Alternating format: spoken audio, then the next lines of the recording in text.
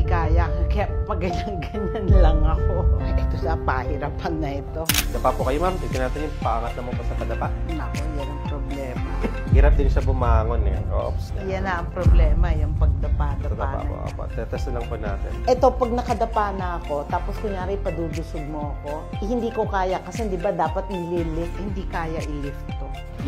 Ito pong ilyak niya, yung pelvic niya. Ito, oo.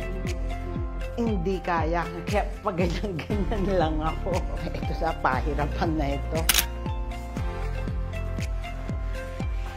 Hirap na siya, sir, na. Tapos pag titindig na ako niyan, nakayuko muna ako. Hindi kayang biglang idiretso.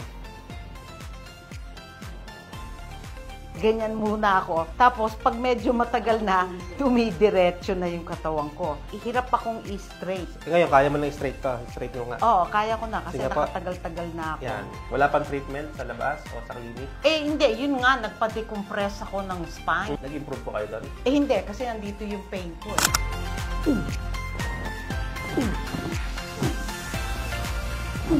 Hindi kaya i-lift. Kaya na!